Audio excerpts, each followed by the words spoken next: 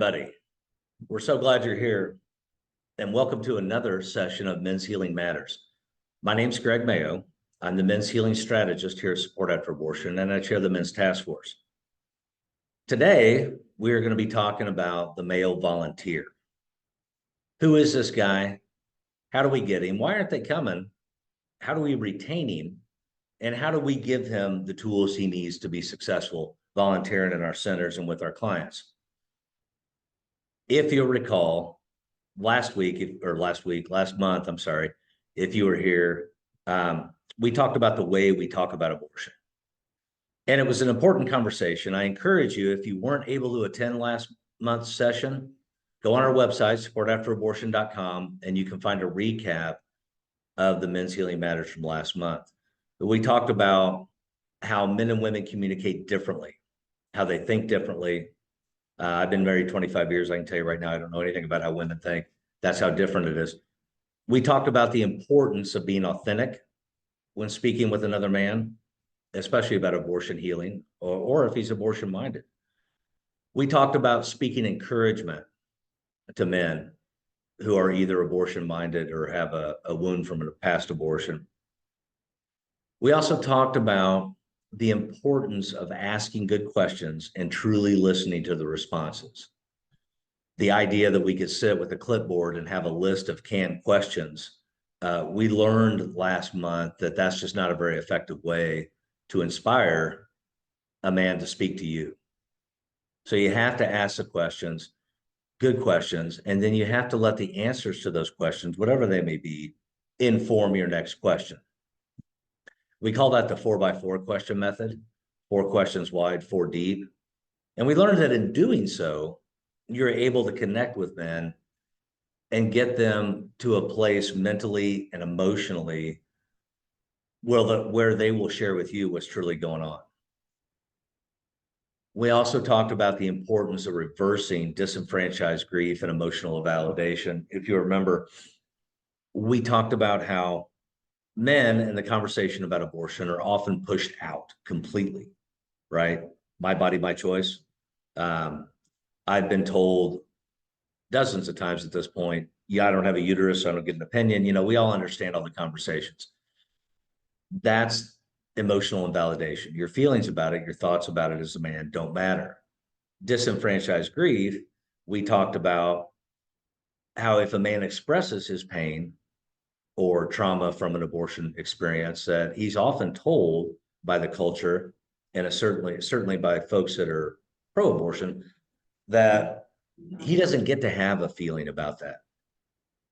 When we talked about the importance of reversing that, allowing men and giving them the freedom and the permission, for lack of a better way to put it, to have a feeling or a thought about an abortion experience and to share about it openly. That was some of the things we got into last month. Now, this month with the male volunteer, we are going to dive into who this guy is. I'm excited for this. We've got a lot of data sets in this, some stuff from the U.S. Bureau of Labor Statistics. We've got a couple different articles on volunteers and volunteerism. Those links will be available in the recap on our website, again, at supportafterabortion.com, as are both of the previous, I start to say episodes, sorry me. I used to do a podcast, previous sessions of Men Healing Matters. So without further ado, I'm going to share my screen and we are going to jump in here. If you wouldn't mind, share who you are, where you're from in the comments. We have team members on this call that are monitoring, and you can also share questions there that we will get to toward the end of the session. So feel free to use that feature. I'm going to do my level best. Okay, we are up and running. Now, the male volunteer. I think first thing we need to do is establish a little bit of context. So what we found, a study from the U.S. Bureau of Labor Stats did a study and found out that women are 30% more likely to volunteer than men. There are a lot of different reasons for this, but the facts are the facts. Now, I think A lot of you that are in PRCs would argue that that number is even higher. Women are even more likely to volunteer. And I'll share a story about that from 12 or 13 years ago later when I tried to get into volunteering with the PRC back then. We also learned from that stat or from that data set that volunteering among men spikes right after high school and then picks up again between the ages of 40 and 45. Now let's think about that for a minute. After high school, you're out of school, right? I remember when I graduated high school, and many of us thought we've just been released from captivity or something. You got free time. You got a job. Maybe you're going to college. And I know now that with a lot of college programs, there's a want on applications to see some kind of volunteer work. So that could be a lot of the reason for that. And then we look at the other spike, the ages between 40 and 50. That's when kids are either grown or starting to become grown. They're at least a little more autonomous, right? But what about that gap in the middle? What are those guys doing? Well, a lot of them we'll find out are working, they're raising their families, and just busy with life, right? So the men that do volunteer, let's talk about the three key areas that they do volunteer in. 33% of men, actually 33.2, but we'll just call it 33, volunteer in religious organizations. Now, think about the guys at your church that mow, the mowing teams, we've all seen them. The guys that clean the building there. I know at my church, there's a cleaning ministry and about 5 guys come in twice a week and clean. Think about ushers, guys that run the coffee shop, if you have one of those in your church. And when we think about religious organizations, that's where a lot of guys volunteer. 18% volunteer in youth sports or rec sports. I know I did. I coached soccer for 17 seasons. And a lot of dads do. They coach, they serve as referees. Notice something with both of these. And we're going to get into this deeper in a little bit, but notice something with both of them. So far, we have the majority of men that volunteer, over 55%, and or 51%, I'm sorry, and they're volunteering in areas where they're doing something. There's activity. I don't think that's a coincidence. I think there's something to that, and we'll talk about it more in a minute. And then about 15%, so these are the top 3, volunteer with some kind of social or community service group. It could be Boys and Girls Club. It could be at the YMCA or a food pantry or whatever. But those are the top 3 areas where men volunteer when they do volunteer. It's important to note, and I think that we need to keep it in mind for later in the session. So with that context, let's ask the question, why don't men volunteer? I think that's a question probably everybody listening to this right now has. If you don't, please help us share. The first reason men don't volunteer is because they haven't thought of it. That sounds kind of simplistic, right? They haven't thought to volunteer, but really they haven't. And by the way, the information I'm going to share here comes from an article titled Men in Social Service Volunteering. Again, will be available in the recap on our website. So let's get into this for a minute. Men haven't thought of it. Men are often happy to help volunteer, according to the article. They're happy to do it, but they don't think to do it. So they need to be asked. Now, the other thing is that the article pointed out is that the term volunteering doesn't particularly resonate with men. So you could ask a man, hey, can you come and help me, I don't know, weed eat at the church? And he'll say, yeah, sure. If you ask him, would you like to volunteer at the church? For some reason, there's a disconnect with that term. I don't know why that is specifically.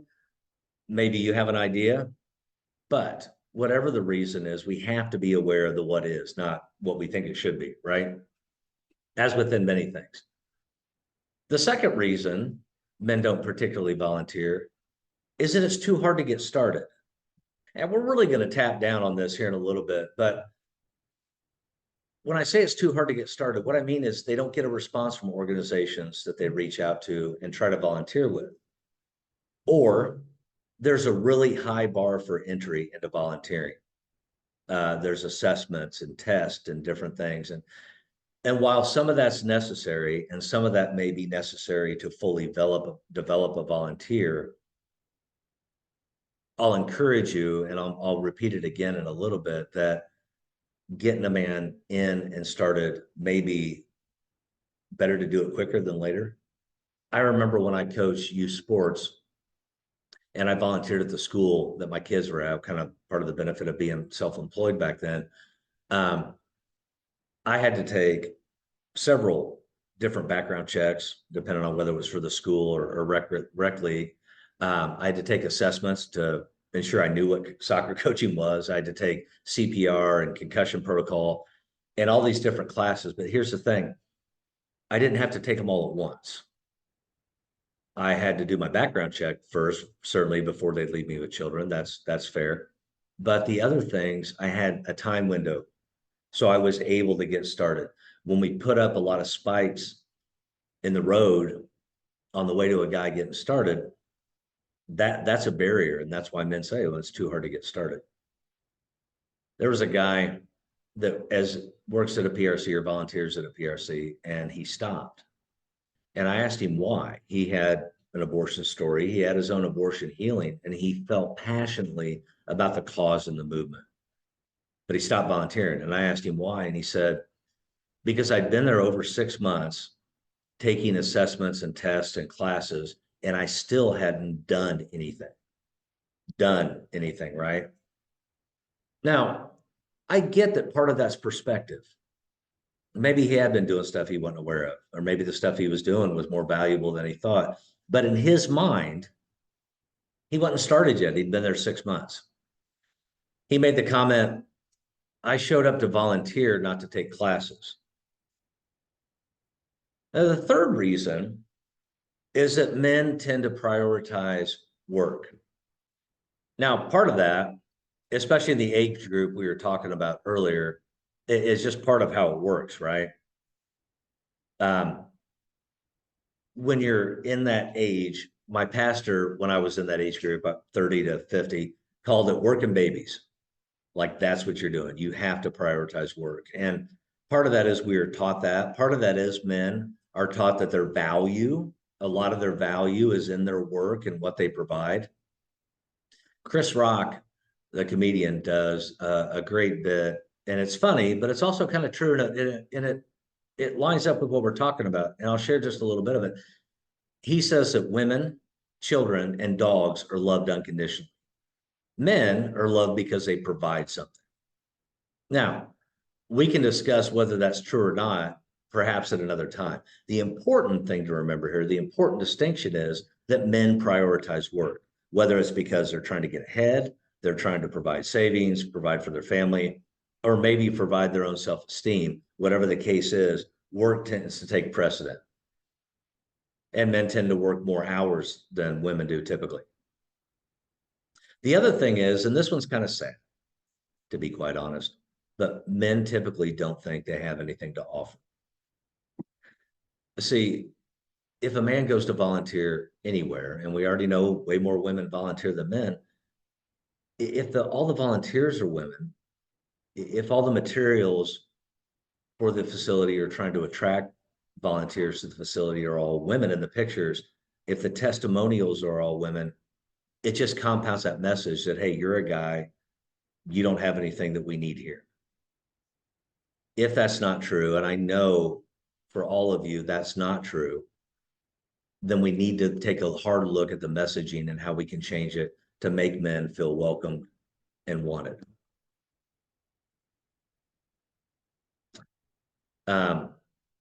When I was going through my healing journey, I got to a point where I was ready to take the next step. I was ready to start helping other people. At Support After Abortion, we call that finding purpose in your pain. And I was at that place, and I started calling around pregnancy centers in my area geographically and offering to volunteer.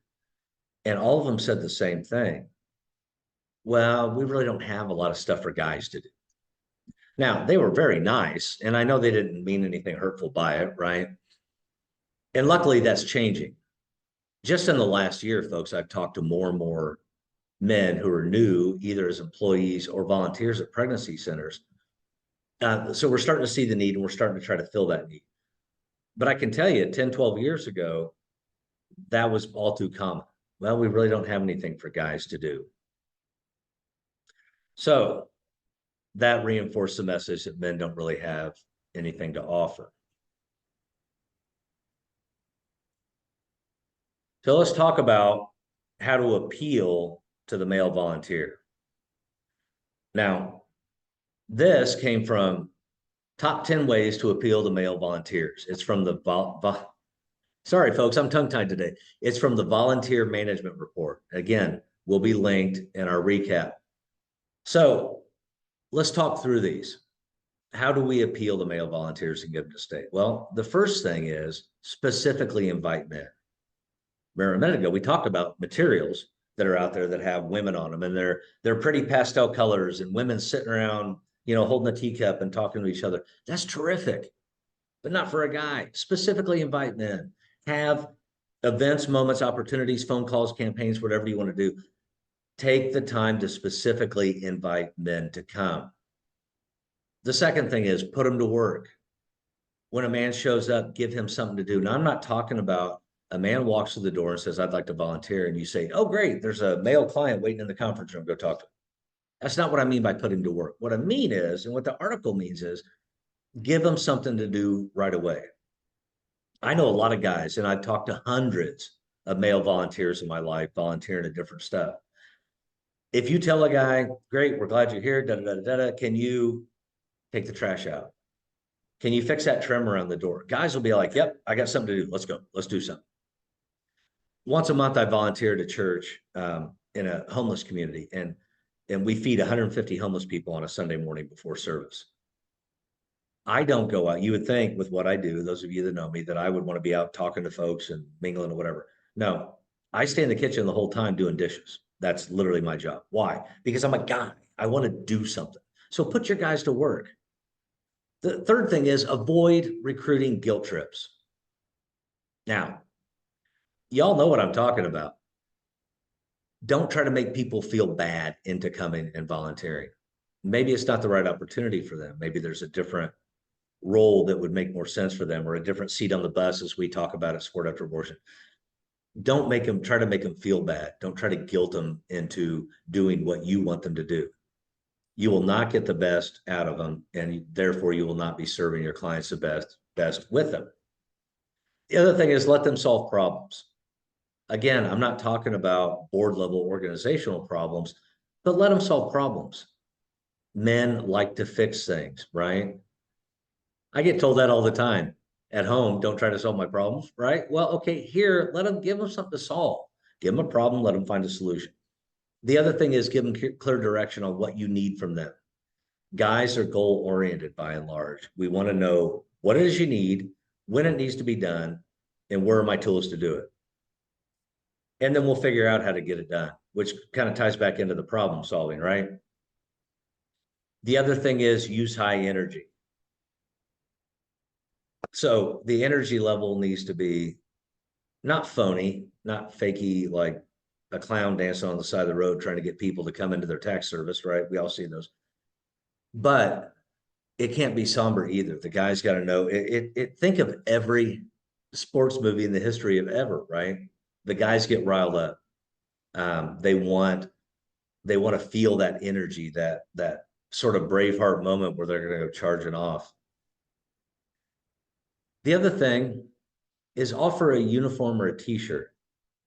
Now, this may sound silly. Like, do guys really need a free t-shirt? Do they really want a free t-shirt, right? The answer is yes. The answer is 100% yes. Guys like free shirts. I don't know how else to say it. And I can't see all your faces right now because I'm looking at my screen. So hopefully you understand that in the way it's meant. But and then they'll wear that t-shirt and they'll wear it with pride.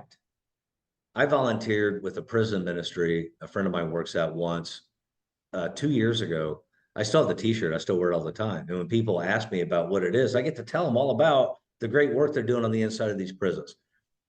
Give them a t-shirt. You can go online. They don't cost much. The other thing is, and this is really important, give them feedback. So men need to know how they're doing. They need to know if they're bringing value. Remember, we talked about that. Men need to know that they're valuable and give them feedback. Tell them if they're off base a little bit, tell them what they need to do different. Men will appreciate that more than nothing, because then they're left to wonder, am I being effective? Am I being impactful? Am I doing what they want me to do? Which leads right into the 9th point. Be honest and be authentic. Now, if you've been here for all 3 of the Men's Healing Matters sessions, you're going to recognize that phrase. Be honest and be authentic. That phrase will probably come up every session. I do this Men's Healing Matters from now until the day I stop doing it, because it may be the most important thing to do when dealing with men. When I was a child, I learned this from my stepdad. He told me, you can tell when somebody's phony, and it immediately changes how you interact with them and whether you want to be around them or not. Men can feel that. Remember, we talked in the first session back in February about how men can sense when somebody's authentic. So don't be phony nice to them. Don't give them fake compliments. Don't tell them stuff because you think it'll make them feel good. Be honest, be authentic. If you have positive and encouraging words to share, by all means do so, but do so in an honest and authentic way. And the last point is, thank them. Simple, right? More and more in our culture, in our world today, men feel unseen, invisible. They go and they do whatever they do, whether it's volunteering or working 14 hours a day on an oil rig or whatever their thing is, and they don't feel like anybody cares. If you thank somebody, and it could be simple, I don't mean getting this on a soapbox and go through an oration about how wonderful they are. Hey, man, thank you very much for coming in today. What you did was super helpful, whatever it was they did. If that's honest and authentic, and you honestly just thank them that simply, that will mean the world to that guy. Some of the guys listening to this right now are thinking about that, and maybe the hair stand up on their back of the neck a little bit. Maybe they're getting a little bit of a chill because they're thinking about how good it hears to be thanked for what you do and what you bring to the table. Now, let's move on and let's talk about the ideal qualities for a male volunteer. The first thing I want to share with you is that finding the right male volunteer is not throwing spaghetti against the wall and hoping it sticks, right? That's dangerous. A guy walks into your center, yes, you should vet him to make sure he's the right male volunteer. And these are the qualities we're going to talk about. And I'll share with you an anecdote, if you will, from back when I was a Celebrate Recovery leader. There was a guy that attended our meetings, and after about 4 or 5 weeks, he started asking me and one of the other leaders if he could join the leadership team.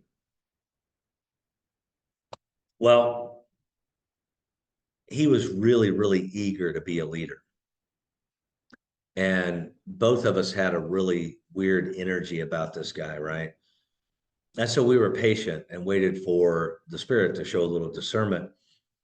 We found out over the course of a few weeks that he had been a leader at 5 or 6 different Celebrate recoveries, not based on moving to geography. He was a very intense, angry person not working his program. So while our leadership team at that point needed actually 2 more people, we couldn't bring him on. That's what I'm talking about throwing spaghetti against the wall and hoping it sticks. The male volunteer, not only is he representing your organization, but he is, for better or worse, for good or bad, impacting the clients that he serves. So with that said, what are some of the qualities that we should all look for in a male volunteer? Well, yeah, I think the first thing is consistency. Is he going to show up every day that he's supposed to? If he doesn't show up, or if he's scheduled for a shift or whatever you call it, and he doesn't make it, and you've got guys scheduled to come in and talk to him, now you're failing those clients. They're not getting the help they need. So consistency is hugely important. The next thing is authenticity. I know. Talked about this on the last slide. Talked about this last session. We'll probably talk about it next time. The male volunteer, the ideal male volunteer, has to be an authentic human being. He has to communicate authentically. He has to be authentically interested in the people he's serving, not judgy or, all these other things that we talked about before. The third thing is he needs to have the ability to listen. Like we talked about earlier, the ability to truly listen. Now, you'll learn that during the interview process when you're talking to him, when you're getting to know him and he's getting to know you and your organization. You'll figure out pretty quick if he knows how to listen or not. If he can't, maybe he can be coached into that. That's up to you to make that decision. But if he can't, he doesn't need to be in front of clients yet. Again, the wrong volunteer can do more damage than good. The other thing is he needs to be curious. He needs to be naturally curious. Now, this goes both ways, not only about the client when he's talking and asking questions. He also needs to be genuinely curious about the organization. He may come in with an abortion story. He may come in with just a heart for the work you're doing at your PRC. He may come in for a myriad reasons that are all very, very good. But he's not going to know everything about you all and what you do coming right in the door, right? And so a healthy curiosity about what you're doing, about how he can improve, about how he can learn to do better, about different areas of your organization he can serve in. That's all very important. Plus, like I started on, the curiosity about the client. The next thing is he needs to have the ability to connect with the men that he's serving. Connection, consistency, authenticity, ability to listen, and curiosity. If he's got those first four, he's going to have the ability to connect with men and the men he's serving. But that's a crucial element. It's a crucial element for him to build a relationship with them. Because whatever he's trying to do, whether it's help them if they're abortion minded, maybe make a decision for life, maybe he's working with abortion wounded men. If he can connect with them and gain their trust, then he has a better opportunity of helping them walk the path of healing. So the ability to make a real connection, a real heart connection with another man is hugely important. Now, this next one might ruffle a little feathers here, but I'm going to say it. It's very important. This guy, this male volunteer, has got to be committed to his own healing. Now, let me explain a little bit. That man's healing does not have to be abortion related. I know guys that volunteer in the PRC world who have not experienced abortion loss, neither is anybody in their circle that they're aware of, but they're effective volunteers. So if they're not healing from an abortion wound, then they should be healing from something. That's just a blanket statement that's true for all of us. We all have something we need to heal from. Now, I'm going to stay on this for a second. Look, one's own healing journey may be the most important thing in an effective volunteer or employee in this kind of setting.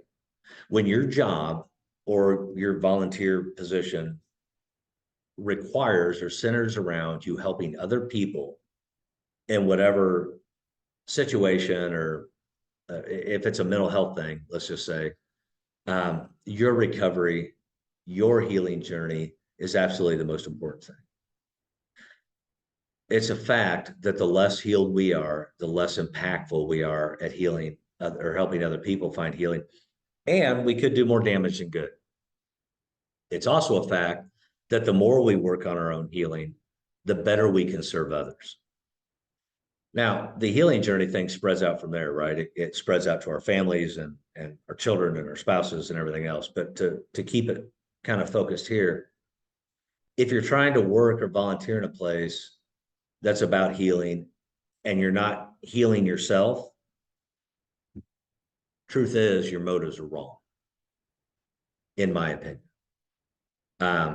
That's, and I say that not to be shocking or whatever. I say that because I believe that's how important your own healing journey is. I hope all the years I've been working on myself and recovering from my own issues and my past traumas and the roots from my childhood, I hope if I'm sitting here talking to y'all 20 years from now, that I'm still healing, that I'm still working to improve and become better. So I hope I didn't stay on that too long, but I truly believe it's important. And I wanted to really share how strongly I feel like that's important. Where they're at on their healing journey when they come in, that's a different conversation. It's just that they're on it, right? And then the other thing is they need to believe in the mission. They need to believe in what you're doing, and they need to buy into how you're doing it. All of you on here may be in the same world, but y'all function a little bit differently, right? Your centers are run differently by different people and by different boards, and all that's fine. I don't think there's one magic pill sort of way to do any of this. But if they're at your center or one of your centers, they need to believe in your mission as well as a broader mission. I had over the years several assistant coaches when I was a head coach in the soccer world who showed up either because their wife told them to, and yes, that happened. You need to spend more time with Johnny. You should go coach with that Greg guy. Or they showed up for a myriad reasons, but none of them were because they believed in what we were doing with the kids. And my method of coaching with kids was a little bit different, by the way. It was about helping them take life lessons off the pitch. But the guys that weren't committed, we had horrible seasons. The ones that were, we had incredibly productive seasons, regardless of the win-loss record. So commitment to the mission is hugely important. Now, let's talk about tailoring a volunteer process that resonates with men. Some of this we've talked about earlier, but I'm going to hit it again. Put them to work. That may be one of the first things that needs to be done. Put these men to work. Most men are doers. If you give them something to do, they'll be engaged. They'll be engaged in what's happening. A lot of men, male volunteers at pregnancy centers that I talk to, complain about the endless classes before they actually start doing anything. And we talked about the demographics before. Volunteerism among men starts ramping up around 40 or 50. And after that, and so we've got a lot of men who are sort of on the verge of retirement. They got time. They're going to give their time somewhere. If you don't put them to work doing something pretty quick, they'll go find somewhere else to volunteer. I think that's tragic. I think we need more men in our world. But it's also the facts. I talked to one guy who said, I volunteered because I wanted to do something. I didn't want to go back to college. Now, they didn't put him in college, but you understand the sentiment, right? The other thing is provide clear objectives and directions. Men need to know what they're doing and why they're doing it. So, and what the end goal is, the completion, right? That's how I work. So you give them a clear objective. What we're going to do, this project we're working on is about blank and blank and blank. I need you to do A, B, C, and our end goal is D. Now, that could be in your training and how to talk to a male client. What's the end goal? When a client comes in and he's abortion-minded, what's the goal? When a client comes in and he's abortion wounded, what's the goal? What's the objective? I'm going to go talk to this guy. I'm going to be compassionate. I'm going to be a good listener. I'm going to be authentic. Why am I doing that? What am I trying to get to? And then you work with him on how to get there. And now, if we combine B and C, what we see is men that are deeply impactful, clear objectives and goals. We start them working. And as we start them working, then we continue to develop them. So there may be different layers of what a man does when he starts volunteering. Men will come in with different levels of healing, for example, different skill sets, different things they need to do. Everybody in the nonprofit world struggles with budgets. Maybe the guy's a handyman. Maybe he's really good with Excel or whatever. But the point is, there's things you can do. So you combine A and B, you give him clear objectives for that day, for that position, for whatever he's doing. You give him directions, you give him a goal. And then remember, when he completes, when he does what he does, we thank him. The other thing is have a process to help him continue in his own healing journey. So maybe that's referring to agencies, maybe that's materials that help him continue. Talk about our referral directory a little bit. We have a referral directory of Support After Abortion for all kinds of different healing providers. Having that kind of resource at your fingertips is probably going to be something very essential for a male volunteer.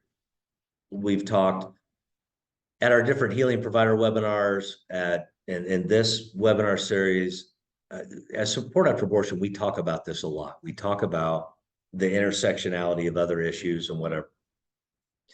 So let me just give you an example. Let's say a guy comes in to volunteer and he knows that because of his own wound from abortion experience that he needs healing. And you say, terrific. We're going to go through Keys to Open Healing, for example. And he gets in a class and he goes through the 6 weeks and he comes out. Now, he goes through a bit of your training. Now, maybe he's ready to meet with clients. There's still more for him to do. What do I mean? Well, maybe he got in touch with that during his own healing sessions, that he got in touch with the effects of being abandoned as a child. Okay, what are you turning to? Maybe it's Unraveled Roots for Men, which we'll have out here shortly. Sorry about the shameless plug, but maybe he has some kind of sexual dysfunction, and you send him to Prodigals International. The point is having those different groups, those different people he can talk to. Maybe he gets in touch with a real deep need for one-on-one individual therapy. You need to have therapists that can work to help this man, because if he's on a process, if he's continuing to grow, he will become more and more effective and impactful for your organization and your clients. And that is what we call at Support After Abortion, the ripple effect of healing. This guy may be volunteering in a very seemingly narrow circumstance for your organization, but it's so much bigger than that. And what is possible with him is so much bigger than any of us can possibly imagine. So again, have a process to help him continue in his own healing. And as a side note, since we're talking about guys and how we function, having that process gives that man the next thing to do, the next goal, the next step to take, right? And as we talked about, that's what we want to do. So let's recap a little bit. First, the context. Where do we start this thing at? Women are at least 30% more likely to volunteer than men, at least. And I threw out there, and you can tell me if you disagree, but I really believe in pregnancy recovery centers or pregnancy resource centers, sorry, mine's on recovery, that number is even higher. We talked that volunteering among men spikes in a couple different age groups, right after high school, and then 40 to 50 and beyond. We talked about most men volunteer in religious organizations or in youth sports. Now, then we moved on to talk about why don't men volunteer. We talked about 5 key reasons. They haven't really thought about it. I'm sorry about drinking the water. It's really dry in my office. We talked about it's too hard to get started for them. We talked about how men tend to prioritize work, and there are a lot of reasons for that, and we shared those. Probably the saddest thing on the list is we talked about how men don't feel like they have anything to offer often. Then we went on and decided to talk about how do we appeal to male volunteers and how do we get them to stay. We had 10 key points in that. A lot of good information there. That was from an article, 10 Ways to Appeal to Male Volunteers, aptly titled. But we talked about those different ways. I would encourage you to go back and review them because if we can do them all, or we can do most of them, and we can do them consistently, I think we're going to win at this thing. Then we talked about the ideal qualities for a male volunteer and what those look like. Now, we talked about consistency. Does a guy show up on time? We talked about authenticity. We talked about the ability the guy has to have to truly listen to the people that he's serving. We talked about curiosity about the clients he serves and about the organization and what they're doing. And we talked about the importance of the ability to make connections with the men they're serving, to connect on a heart level. We talked about the need to be committed to their own healing journey. And I beat that horse for just a minute, didn't I? But I still think it's hugely important. I have so much more work to do, guys, and I wouldn't even be close to where I'm at now had I not already done a bunch of hard work. I just think it's a beautiful thing. We talked about, too, that it's important that they believe in the overall mission that we're all a part of, and that they believe in your mission and your center's mission. And finally, we talked about tailoring a volunteer process that resonates with men. Maybe it looks a little bit different than what you do with other volunteers. Maybe it looks different than what you've been doing with men. Maybe there were some good takeaways here that you think, well, maybe that kind of makes sense. Maybe I'll try that. We talked about putting them to work, giving them clear objectives and directions and goals. We talked about having a process so that they can do their own healing. And to back up for a minute, we talked about the importance of validating the work that they are doing and thanking the guy for being there and sharing in the mission that you're all a part of. Again, that information will be available. All this information that we talked about here today will be available in the recap on our website, supportafterabortion.com. At this point, I want to talk a little bit about upcoming opportunities. We have Men's Healing Matters, Wednesday, May 8th at noon Eastern Time, engaging men effectively, quickly and effectively.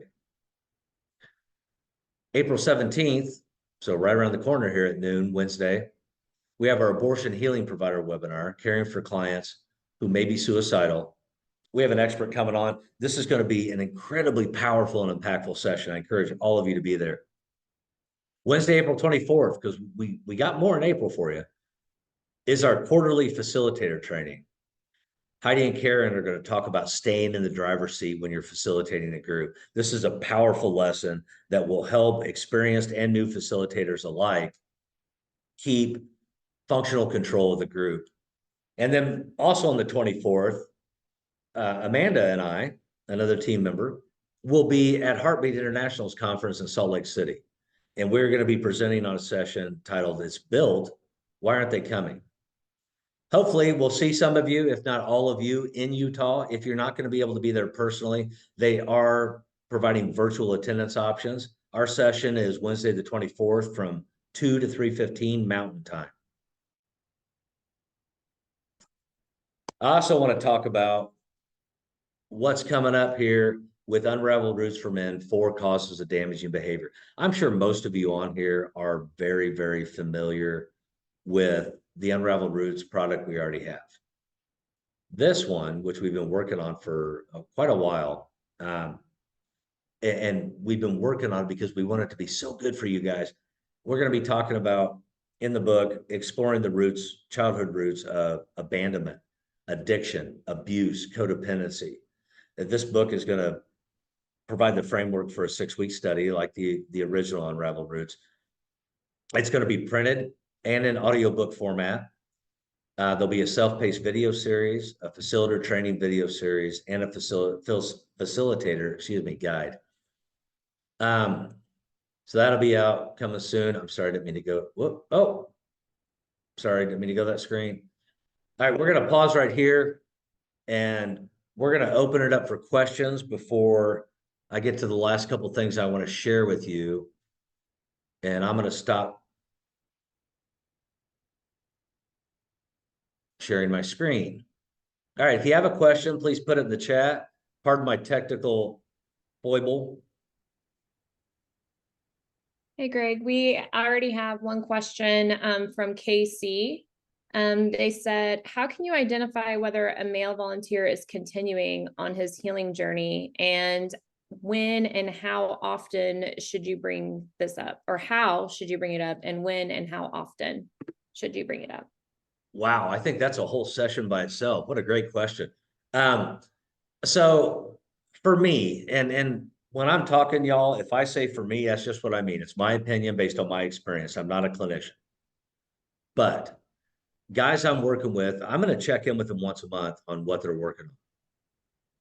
And it doesn't have to be a real formal or intense thing. It can be just a question. Hey, I know last time we talked, Bob, you were working on a codependency book. How'd that work out? Because it's the same kind of process we talk about the male volunteer should be employing, right? It's just being curious. How's that working out? Oh, dude, that book was incredible. Are you kidding me? And da da da da da. Ask them questions. Let them talk about it. And then those questions, if we go deeper with each question, let their answer inform the next one, right? Like we've talked about, they're going to tell you more information than you probably were even bargaining for. You'll find out what they're doing, but you approach it in an open, honest, authentic, and very curious way. And again, about once a month or so, I'm just going to check in and see how they're doing. If they say, I've been doing that. I've been reading the Harry Potter series again, or I don't know what people do. They might ask them, well, you had said you got in touch with your father having substance abuse issues when you were a kid. What did you ever do about that? I don't think it's prying. I think when we ask it like that, it's just being curious and concerned. I hope that answers your question. If not, hit another one and I'll try to redirect. Thanks, Greg. And another question is, you mentioned that we may need to change our message to attract men. Can you give some examples of what kinds of messaging can make men feel more welcomed? Oh, yeah. I laugh because, as many of you know, in Sport After Abortion, I'm the only male. And so there's a lot of jokes directed at how I talk and whatever. I think it's to attract men, your marketing material has to be authentic. It has to call men to a vision, to a higher purpose. Think about John Eldridge, Wild at Heart, right? That kind of mentality. Think about Braveheart. Think about the Patriot. Now, I'm not saying, you draw a sword and have a video of you charging off over a hill or something, screaming with blue paint on you. Those of you who've seen Braveheart. But it should conjure that kind of feeling of I'm rising up to a battle. Not, I don't mean this in a bad way, but this is the only way I can think of it. Not like, touchy-feely, huggy softball stuff, right? It's got to call men to a purpose. And we talked about that in the session. Men need to feel like they have a purpose and that what they're doing matters. So that kind of language, those kind of bold colors and images. I was at a men's conference that wasn't expressly pro-life last year back in Seattle. And what I noticed at all these different men's ministries all around, there must have been about 30 of them, is that all of them had some kind of image of military, even some first responder stuff, mountain climbing, hang gliding. I mean, guys on boats, guys in the desert. It was all that kind of imagery, that kind of call to arms, if you will. That kind of stuff motivates guys. If you put a sign out in lavender and chartreuse I don't know what those two colors are. I've only got the 8 box of crayons, but let's say those are two colors, and you put a sign out like that, and it says, "Come, have some green herbal tea." Nothing against that. I drink it, but I'm just saying, and sit around and share your feelings. And you have a picture of people sitting knee to knee in a circle. That's probably not the message for guys. That Any makes a guys lot of agree with me, disagree? Guys, chime in here. I see a bunch of dudes on here. Smile's got a thumb up.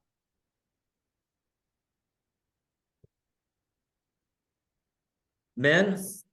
and anybody, but let's see, what's Joe saying? Men respond to and follow courage in their quest to connect with their honor. Yep. Men want to feel chivalrous. They want to feel like a man of honor. They look at a war movie, and maybe some people look at them and see violence and so forth and so on. I can tell you, most men that see those movies, that's not what they're seeing. What they're seeing is men rising up and being courageous and being strong and brave.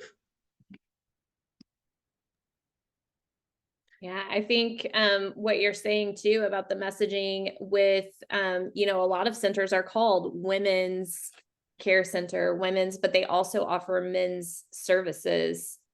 So do you have ideas of ways, you know, maybe they can't change their name, but do you have ideas of ways to just attract more men in general to the facility? Yeah. So, like we talked about in the very beginning, ask them specifically invite men.